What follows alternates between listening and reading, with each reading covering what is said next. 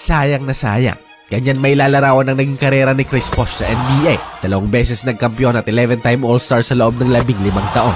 At marami rin ang nagsabing bago magtapos ng kanyang karera, siya ang pinakadominanting big man noon sa liga. Mapa-opensa o depensa, naging malaking asset siya ng kupo ng kinabibilangan niya. Kaya niyang magbitbit ng bola, tumikada sa 3-point area, at hindi kailanman naiwanan kahit pa ng maliliksing gwardya sa depensa. At kahit na umalis si Lebron sa Heat noon, na hindi naging problema dahil sa kanya. Kaya ano nga bang nangyari noong 2016 na naging wakas ng kanyang karera? Kung interesado kayong malaman, tara't samahan nyo kung balikan ang kwento ni Chris Bosh.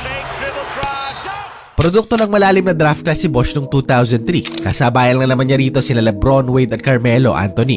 But still kalaunan, napili siya bilang 4th pick ng Toronto at dito nag-umpisa ang kanyang Hall of Fame na karera sa liga. At sa kanyang unang season, napilitan siyang maglaro out of possession. Dahil 4 talaga ang pwesto niya sa loob ng court, pero dahil sa pagkakatrade ni Davis sa Bulls noon, siya muna ang ginawang 5 ng kanyang prangkisa. At ma-imagine nyo naman na hindi yun naging madali para sa kanya. Dahil kung ikukumpara ang katawan ni Bosh sa mga bakulaw sa liga, masasabi talagang manipis at patpatin pa ang frame niya. Pero alam nyo, kahit na ganito, hindi pa rin siya nagpadehado at nag-average ng 11.5 points, 7.4 rebounds at 1.4 blocks bawat laro. Nandiyan pa nga ang una sa lahat ng rookies in terms of rebounds at blocks sa buong season na ito. At sa pag-alis ng kanilang numero 1 na si Vince Carter sa prangkisa, si Bosh ang nilingon ng team bilang panibagong franchise player nila. Nag-develop siya into a double-double machine para sa Toronto at madalas pa ang siya nangunguna sa kanila sa 3 magkakaibang aspeto. Kaya matapos lang ang isang season ay patuloy na nag-improve ang kanyang mga numero. Sa edad na 21, gumawa na siya ng malaking ingay para sa Toronto. Bihira lang din kasi tayong makakita noon ng isang versatile na big man sa mga panahong iyon. Kayang pumoste, magdala ng bola, gumawa ng plays, pumasa, may tira sa labas, you name it. Nakay Bosh na lahat ng qualities na tinatawag nating modern big man ngayon sa liga. Pero unfortunately para sa kanya, kahit anong kaya niya sa opensa at depensa,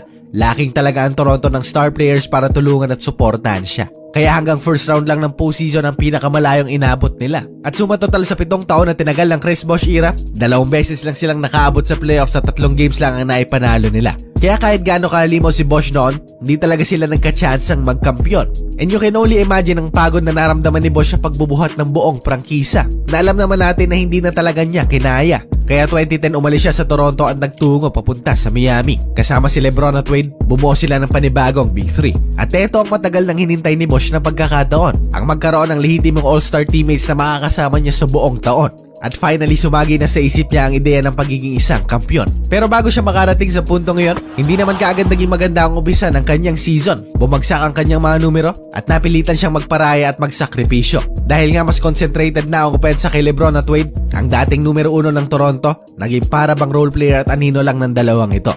At ito ang pinagbulan ng samut-saring panunukso.